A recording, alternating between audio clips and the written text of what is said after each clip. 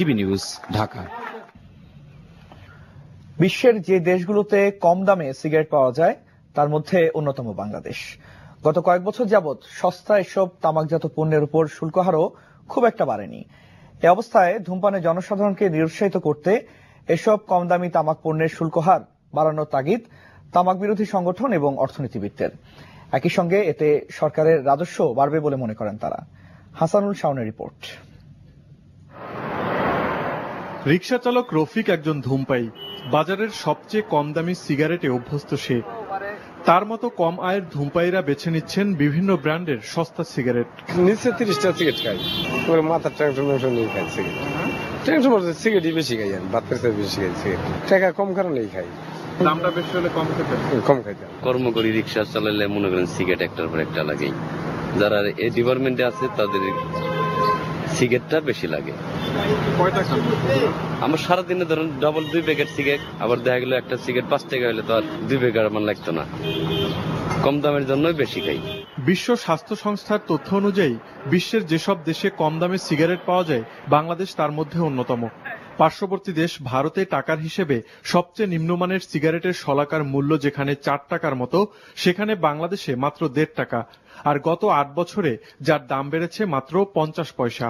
সস্তা পেলে মানুষ খাবে, এটার উপরে যদি আপনি কার্যকরভাবে কর আরোপ করেন অথবা তামাক নিয়ন্ত্রণের আইন যে সমস্ত আইন আছে সেগুলোকে সঠিকভাবে এটাকে ইমপ্লিমেন্ট করা যায়, তাহলে কিন্তু এর ব্যবহার কমতে বাধ্য।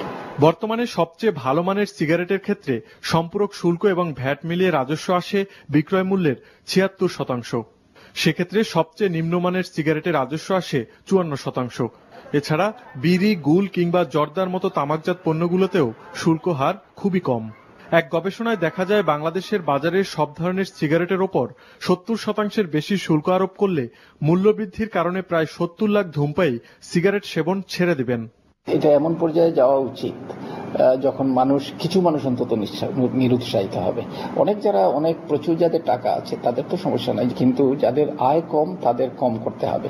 তো কিছু মানুষ হয়তো সেখান থেকে বিরত থাকবে যদি এটা যথেষ্ট পরিমাণে বাড়ায়। পরিসংখ্যান বলছে বাংলাদেশের 4,60,00,000 মানুষ বিড়ি এবং ধোঁয়াবিহীন তামাক সেবন করেন, আর প্রতি বছর তামাকের ব্যবহারে 57,000 মানুষ মৃত্যুবরণ করেন। তাই আগামী 2014-15 অর্থ বছরের বাজেটে তামাকজাত পণ্যে উচ্চ শুল্ক হার নির্ধারণ করা হবে বলে এরই মধ্যে ঘোষণা দিয়েছে জাতীয় রাজস্ব বোর্ড এনবিআর। জনস্বাস্থ্যের জন্য ক্ষতিকর যত প্রোডাক্ট আছে সেগুলিকে আমাদেরকে ডিসকারেজ করতে হবে, and they must pay high tax. সস্তা মূল্যের সিগারেটের উপর স্বল্প হারে শুল্কের কারণে রাজস্ব হারানো এবং সার্বিক জনস্বাস্থ্যের কথা চিন্তা করে তামাকজাত পণ্যে বিদ্যমান শুল্ক হারকে যৌক্তিক পর্যায়ে নিয়ে যাওয়া উচিত বলে মনে করেন বিশেষজ্ঞরা। অবশ্যই দাম বাড়াবার স্কোপ আছে এবং উচিত, কিন্তু দাম বাড়াতে যেও বা বাড়িয়েও কেন সেটা ইফেক্টিভ হচ্ছে না। সুতরাং এর সাথে যে শিল্প যারা আছে তাদের উৎপাদন ব্যবস্থা, তাদের উৎপাদনের পরিমাণ সঠিক, স্বচ্ছ এবং হওয়া, এটা এনফোর্স করা দেখা উচিত। একই সাথে এইটার সাথে যারা এনফোর্সমেন্টে জড়িত আছেন, যারা দেখছেন, তাদেরও যথেষ্ট দায়িত্বশীল হওয়ার প্রয়োজন আছে। তামাকজাত পণ্য থেকে অর্জিত রাজস্বের একটি বড় অংশ জনস্বাস্থ্য উন্নয়ন এবং তামাক নিয়ন্ত্রণে ব্যয় করার তাগিদ বিশেষজ্ঞদের। Hasanul Shaon, NTV news, Dhaka. আপনারা দেখছেন